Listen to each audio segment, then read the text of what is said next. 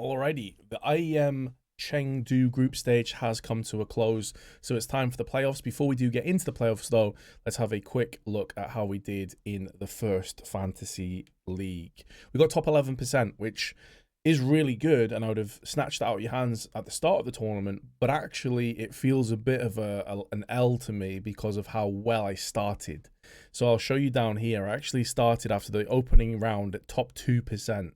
And I was top 2, top 5, top 6% the whole way through until the last day. And if VP had have beat Astralis, I am convinced I'd have been top 3, top 2, maybe even the top 1%, especially if James and Norbert had a good game for me. But they ended up losing, and not just lose, they got 2-0 smashed, and collectively got me minus 28 points between the two of them. So it made the world of difference. I was pretty gutted about that.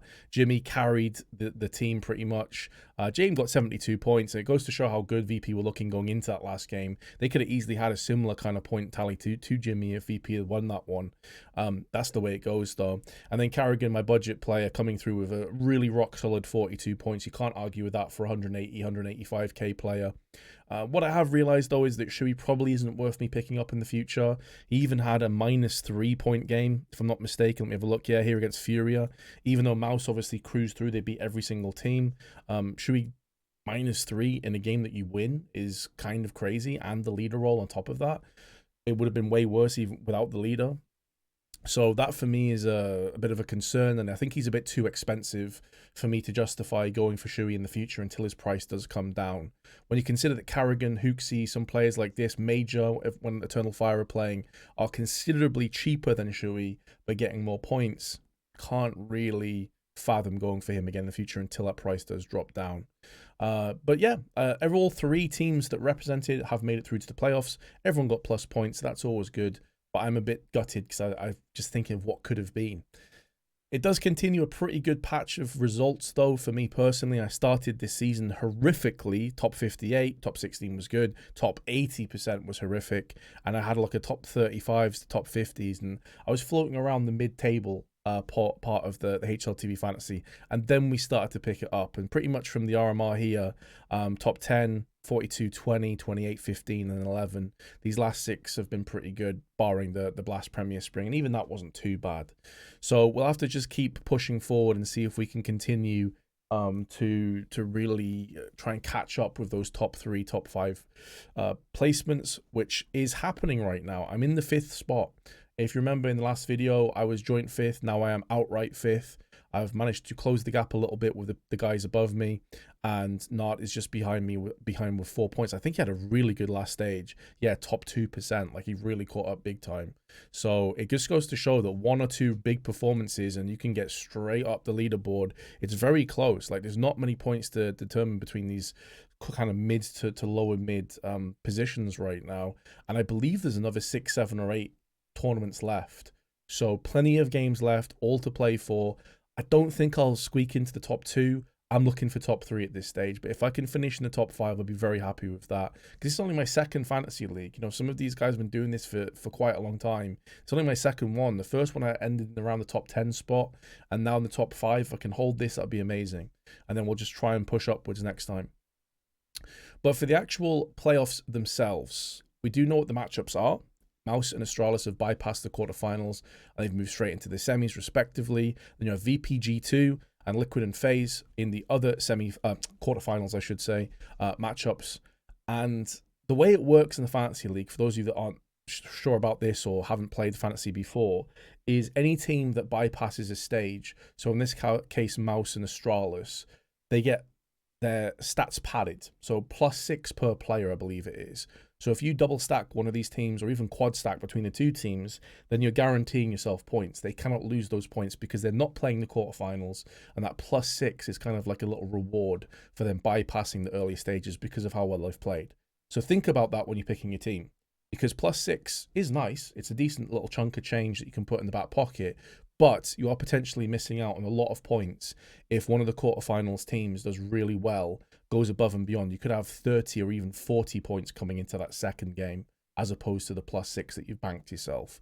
So I think it's a case-by-case basis. For me personally, I feel so good about Mouse winning this tournament or at least making it to the grand finals, bare minimum, that I do want to stack Mouse players. And then on the other side, in the quarterfinals, I believe that FaZe are going to be able to do what they do so often, which is limp through the group stage, and then when it's the playoffs is where they really start to excel and really start to perform. And yes, you can put the caveat in, yeah, but they just lost the major finals. Yeah, but they got to the finals, and they beat Spirit, who people didn't expect. They beat Vitality, that people didn't really expect either. So this is a team that, yes, they're going through the problems. Frozen has been very open about this publicly, talking about the post-major blues and having to grind through these tournaments and really try their best to mentally be tough enough. I'm glad that they've at least acknowledged that. I think that gives them the best chance of actually dealing with that. And I do believe that FaZe are going to be able to get the job done, but it goes better than that. And it's another reason I'm going to go for FaZe here, is because their players are very, very cheap and affordable, or at least at the bottom end they are. So Rain was 194k, and Carrigan is still around the 184, 185k bracket. So that is a very small investment in two players that we know can pop off and get points. You just saw Carrigan in my previous stage get 42 points. And we know that Rain has the capabilities of being the best player in the entire server and the entire tournament if he actually steps it up. This is a guy that has been a major MVP in the past. Sure, it's not been for a while, I'll grant you that, and he's not been playing at that level recently, but we know he has it within him. And when he was 194k, I thought, this is a steal. This is an absolute steal. Especially as his role is super easy to pick. 64.2% headshot ratio, by the way. To put that in perspective, very few players at the pro level have 60% or higher, and he's on 64.2%. Madness. Same with Norbert. Very few players around the 25%. I think there's maybe 2 or 3 people I've seen in total on any team, and then typically IGLs, that have a higher support ratio than he does. Very easy to slap that on him. You saw me go from in the previous stage, got me points, and I expect that he probably will here as well. And he's another player similar to Rain in this situation, that around that mid 190 range. And the reason I've gone for those is because it allows me to go for Jimmy again, who's around 217, and it allows me to go for Bralan as well, who I'd rather have gone for Exertion, because I think Exertion Jimmy would be an unbelievable duo in Fantasy League, but of course they were too expensive and I couldn't justify. I think if I'd have gone for Brolan and Exertion, I'd have had to drop down to Hooksy, and I think instead of Rain I would have had to pick someone else from Liquid, and that didn't really factor in with what I thought would happen. But let's be honest, Liquid could beat FaZe, and FaZe, even if they beat Liquid, there's no guarantee they knock out Astralis, who looked really good. So it's a coin flip, it's a gamble, but that's the nature of the beast, isn't it? This allows me to be very top heavy on Mouse though, so I'm going to get plus 12 guaranteed for these two guys in the quarterfinals, and then they're going to be playing G2 or VP, and I think Mouse beat either of those teams.